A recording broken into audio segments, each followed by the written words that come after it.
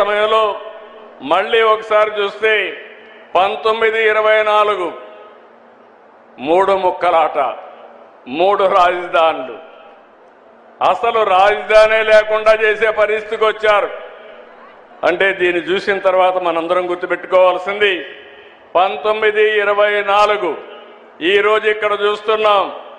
నేను ఎప్పుడు ఆలోచిస్తాను, ప్రజా రాజధాని ఈ అమరావతి, దేవతల రాజధాని అమరావతి. దేవతలుండేది అమరావతిలో.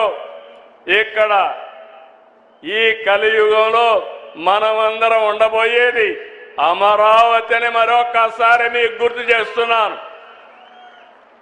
అలాంటి రాజధానిని ఎన్ని ఆటలాడారంటే చాలా బాధేస్తుంది.